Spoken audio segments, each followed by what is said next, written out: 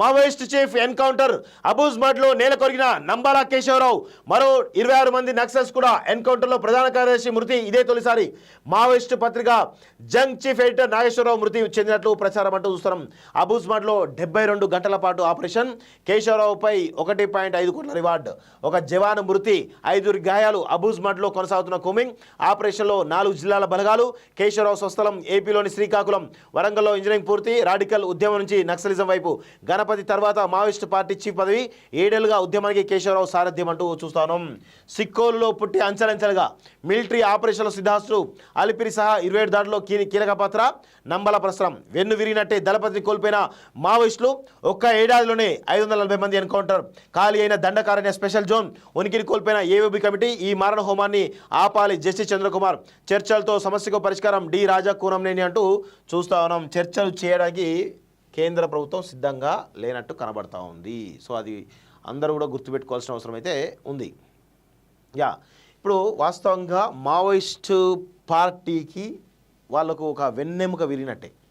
100% వాళ్ళ యొక్క కోర్ ఏదైతే ఉందో దాని మీదనే దెబ్బ కొట్టింది కేంద్ర ప్రభుత్వం. సో ఇక్కడ చూడండి. సో భారత విప్లవోద్యమ చరిత్రలో తొలిసారి మావోయిస్టులు తమ దళపతిని ఎన్కౌంటర్లో కోల్పోయారు. కేంద్రం సాగిస్తున్నటువంటి సాంకేతిక యుద్ధంతో ఏడాది కాలంగా విలవిల్లాడుతున్నటువంటి మావోయిస్టులకు ఇది శరాఘాతమే. వెన్ను విరిగినట్టే. మే నెల మావోయిస్టు పార్టీ ఉనికికి కీలకమైనది. మరో 4 రోజుల్లో అంటే ఈ నెల 25న నక్సల్బరీ ఆవిర్భావ దినోత్సవం రాబోతుంది. అలాంటి మే నెలలోనే నక్సల్స్కు ఊహించని దెబ్బ తగిలింది. ఛత్తీస్గఢ్లోని నారాయణపూర్లో జరిగిన హోరాహోరీ ఎదురుకాల్పుల్లో బుధవారం ఆ పార్టీ కేంద్ర కమిటీ కార్యదర్శి నంబాల కేశవరావు మరణించారు. ఈ సంఘటన మావోయిస్టుల ఏరివేత యుద్ధం చేస్తున్న కేంద్ర సాయుధ బలగాలకు పెద్ద విజయమని కేంద్ర హోంశాఖ మంత్రి అమిత్ షా ఎక్స్లో ప్రకటించారు అంటూ చూస్తున్నాం. వేధిస్తున్న వయోభారం. మావోయిస్టులు వేధిస్తున్న మరో సమస్య వయోభారం. పార్టీ కేంద్ర కమిటీలో మిగిలిన అగ్రనాయకులు ఎక్కువ మంది 60 నుంచి 75 మధ్యలో ఉన్నారు. వీరిలో చాలామంది వయోభారంతో అనారోగ్యాలతో కదలలేని స్థితిలో ఉన్నారు. ఇలాంటి పరిస్థితిలో మిగిలిన అగ్రనాయకత్వాన్ని కాపాడుకోలేని పరిస్థితి వారికి ఏర్పడింది. 2010 ప్రాంతాల్లో 96 జిల్లాల్లో బలమైన ప్రభావం చూపిన మావోయిస్టు పార్టీ 2023 నాటికి 46 జిల్లాలకు పరిమితమైంది. ఆపరేషన్ కగార్ తర్వాత 6 జిల్లాలకే పరిమితమైనట్టుగా చూస్తూ ఉన్నాం. సో మొత్తానికైతే మావోయిస్టు పార్టీకి కేంద్ర కమిటీ అంటేనే నిర్దేశిత వ్యవస్థ. ఆ కమిటీకి ప్రధాన కార్యదర్శి అంటే గుండెకాయ. కేంద్ర బలగాలు ఆ గుండెకాయను మట్టుపెట్టాయి. కేంద్రం 2026 మార్చి నాటికి మావోయిస్టులను లేకుండా చేస్తారని ప్రకటించింది. ఆపరేషన్ కగార్ను ప్రారంభించింది. కానీ గడువుకు చాలా ముందే ఇంత త్వరగా కేంద్ర కమిటీ కార్యదర్శి, దండకార్యం, స్పెషల్ జోనల్ కమిటీ నేతలు అనేక మంది ఒకే ఎన్కౌంటర్లో హతమవడం భద్రతా బలగాల ఆధిపత్యాన్ని నిరూపిస్తుంది అంటూ చూస్తాను. సో స్పష్టంగా భద్రతా బలగాల ఆధిపత్యం అయితే చాలా స్పష్టంగా కనబడుతుంది. హడలెత్తిస్తున్న హైటెక్ వార్. 2024లో ఆపరేషన్ కగార్ ప్రారంభమైనప్పటి నుంచి ఇప్పటివరకు 540 మంది మావోయిస్టులు మరణించారు.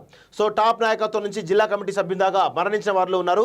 యూపీఏ హయాంలో ఆపరేషన్ గ్రీన్ హంట్లో భాగంగా సగటున ఏడాదికి 80 మంది మావోయిస్టులు మరణించేవారు. ఇప్పుడు ఆపరేషన్ కగార్ అందుకు భిన్నంగా సాగుతుంది.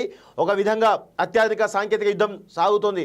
వేలాది పారామిలిటరీ బలగాలు, రాష్ట్ర ప్రత్యేక బలగాలు ఈ యుద్ధంలో పాల్గొన్నాయి. అడవులు జల్లెడ పట్టేందుకు హైటెక్ విధానాలను అనుసరిస్తున్నారు. మానవరహిత డ్రోన్లను వాడి విజయాలు సాధిస్తున్నారు. దండకార్యంలో 2 లేదా 3 కంటే ఎక్కువ మంది కదలికలున్న ఆయుధాలు, ఇతర సామాగ్రి సైతం కనిపెట్టి భద్రతా బలగాలకు వాటి లొకేషన్తో వాటిని కూడిన వివరాలను మ్యాపులతో సహా అందించే అత్యాధునిక వార్ కేటగిరీ సైలెంట్ కిల్లర్ డ్రోన్లను ఉపయోగిస్తున్నారు.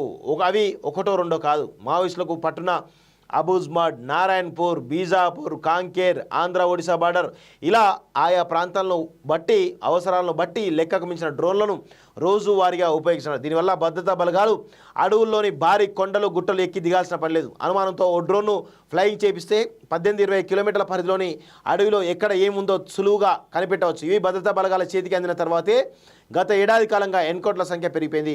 సగటున ఒక్కో సంఘటనలో 20 నుంచి 30 మంది చొప్పున మరణిస్తున్నారు. మానవరహిత డ్రోన్లు అడవుల్లో ఉన్న మావోయిస్టుల జవాన్ జాడన్ లొకేషన్తో సహా ఇస్తుండటంతో వారున్న ప్రాంతాల బలగాలు 2 లేదా 3 గంటల వ్యవధిలో చుట్టుముడుతున్నాయి. డ్రోన్ సర్వేలెన్స్ ఇచ్చే డేటాతో ఒకేసారి వేలాది మంది భద్రతా బలగాలు మావోయిస్టులపై దాడులు చేస్తున్నాయి. దీంతో మావోయిస్టుల వైపు ప్రాణ నష్టం చాలా ఎక్కువగా ఉంటుంది అంటూ చూస్తున్నాం.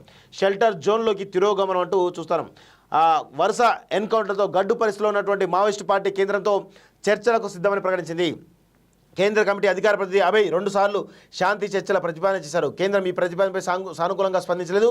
సరికదా మావోయిస్టు గెరిల్లాలకు ఆశ్రయమైన కర్రెగుట్టల ప్రాంతాన్ని జల్లెడ పట్టింది. సో ఇక చర్చలకు కేంద్రం అవకాశం ఇవ్వదని మావోయిస్ట్ పార్టీకి సంకేతాలు వెళ్ళాయి. వార్ జోన్ నుంచి షెల్టర్ జోన్కు వెళ్ళాలని పార్టీ ముఖ్య నేతలు కేంద్ర కమిటీ సూచనలు వెళ్ళినట్టుగా ఇటీవల తనిఖీలో వెలుగు చూసిన పలు డాక్యుమెంట్ల ద్వారా తెలుస్తుంది. ఖాళీ అవుతున్న కమిటీలు అంటూ చూస్తాను. సో వీళ్ళు వెనకాడు వేసినా మళ్ళీ దూసుకొస్తారు, అది 100% వాస్తవం. సో ఎందుకీ పరిస్థితి? ఒకప్పుడు నక్సల్స్కు అడవులు సురక్షితమైనవి. అడవుల్లోనే ఉంటూనే దళాల నిర్మాణం చేసి విముక్తి ప్రాంతాలను ప్రకటించారు. నగర పట్టణ ప్రాంతాల్లో యాక్షన్లు చేపట్టేందుకు టీంలు ఏర్పాటు చేసి ప్రభుత్వానికి సవాల్ విసిరారు. అయితే టెక్నాలజీ పెద్దగా లేని సమయంలో నక్సల్స్ ఏరివేతకు పోలీసు బలగాలు ప్రధానంగా మేధస్సు నమ్ముకొని పనిచేశాయి. కోవర్ట్ సిస్టమ్ను డెవలప్ చేసి కీలక నేతలు మట్టుపెట్టాయి. సో అడవుల్లోకి వెళ్ళి నక్సల్స్ తుదుముట్టించాలని కేంద్ర రాష్ట్ర ప్రభుత్వాలు పారామిలిటరీ బలగాలు రంగంలోకి దింపి ప్రత్యేక చర్యలు చేపట్టాయి. మారుతున్న పరిస్థితులకు అనుగుణంగా ప్రభుత్వం మావోయిస్టుల ఏరివేత అత్యాధునిక ఆయుధాలు వినియోగించింది. చీకట్లో కూడా నక్సల్స్ గుర్తించేందుకు నైట్ విజన్ గ్లాసెస్ను ఉపయోగించింది. ఆ తర్వాత అత్యాధునిక సాంకేతిక పరిజ్ఞానం అందిపుచ్చుకుంది.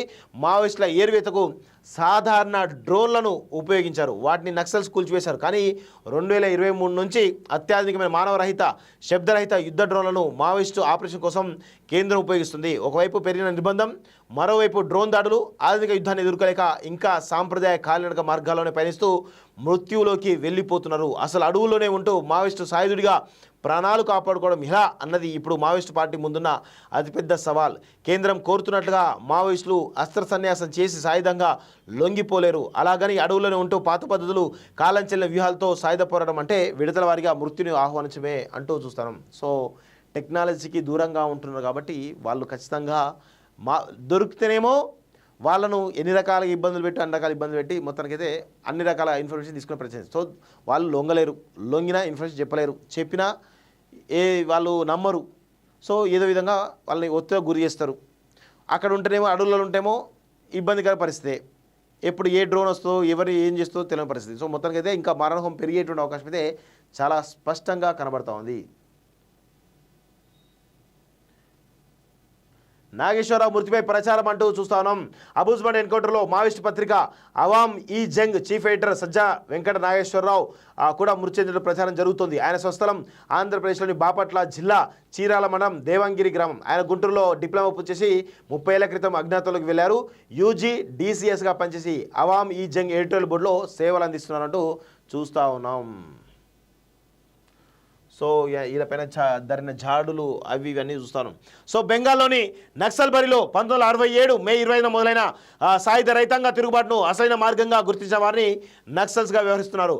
1968లో వీరంతా చారు మజుందార్ నాయకత్వాన్ని అంగీకరించి ఆయన కేంద్ర కమిటీ కార్యదర్శిగా CPI-ML పార్టీని ఏర్పాటు చేశారు. ఆ ఉమ్మడి ఏపీ నుంచి పంచాది కృష్ణమూర్తి కేంద్ర కమిటీ సభ్యునిగా ఉండేవారు. ఆ తర్వాత ఎన్కౌంటర్లో ఆయన మరణించారు. చారు మజుందార్ పోలీసులకు పట్టుబడి 1972 జూలై 20న కస్టడీలో చనిపోయారు. పోలీసులు అదుపులో ఉండగా ఒక కేంద్ర కమిటీ కార్యదర్శి మరణించిన తొలి సంఘటన అది. తర్వాత జరిగిన అతిపెద్ద సంఘటన బస్వరాజ్ ఎన్కౌంటరే. 1980లో పీపుల్స్ వార్ ఏర్పడిన నాటికి CPI-MLగా ఉన్న పార్టీలో అనేక మంది సాయుధ పోరాట పంతాలు సాగారు. కానీ పార్టీకి సారథ్యం వహిస్తున్న వారెవరు కూడా ఎన్కౌంటర్లో మరణించలేదు. పీపుల్స్ వార్ 1980లో కొండపల్లి సీతారామయ్య నేతృత్వంలో ఆవిర్భవించిన తర్వాత అనేక రాష్ట్ర కమిటీ నేతలు ఎన్కౌంటర్లో చనిపోయారు. ఉమ్మడి ఏపీలో గ్రేహౌండ్స్ బలగాల ఆపరేషన్లో రాష్ట్ర కార్యదర్శి పులియంజయ్య, ఆ తర్వాత మాధవ్ చనిపోయారు. 1999 డిసెంబర్లో పీపుల్స్ వార్ కేంద్ర కమిటీ సభ్యులు నల్లా ఆదిరెడ్డి, ఎర్రంరెడ్డి సంతోష్ రెడ్డి, శీలం నగేష్ ఎన్కౌంటర్లో మరణించారు. 2004లో పీపుల్స్ వార్ దండకారణ్యంలోని MCCతో విలీనం తర్వాత CPI మావోయిస్టు పార్టీగా అవతరించింది. ఆ తర్వాత 2009లో కేంద్ర మావోయిస్టుల ఏర్వేత కోసం ఆపరేషన్ గ్రీన్ హండ్ను ప్రారంభించింది. ఇక అప్పటి నుంచి కీలక నేతల ఎన్కౌంటర్లు సెలెక్టివ్గా జరిగాయి. ఆజాద్, చెరుకూరి రాజ్కుమార్, కిషన్జీ, మల్లోజు కోటేశ్వరరావు, పటేల్ సుధాకర్ రెడ్డి, సూర్యం, శాఖమూరి అప్పారావు వంటి అనేక మంది కేంద్ర కమిటీ పొలిట్ బ్యూరో సభ్యులు ఎన్కౌంటర్లో మరణించారు. ఆపరేషన్ కగార్లో వరుస ఎన్కౌంటర్లు మొదలయ్యాయి. ఛత్తీస్గఢ్, ఒరిస్సా సరిహద్దుల్లో ఘరియా బంద్లో జరిగిన ఎన్కౌంటర్లో కేంద్ర కమిటీ సభ్యులు చలపతి మరణించారు. ఇట్లా మొత్తానికైతే ఒక్కొక్కరుగా టాప్ ఆర్డర్ మొత్తం కూడా కుప్పగొల్పినట్టు చాలా స్పష్టంగా అర్థమవుతా ఉంది.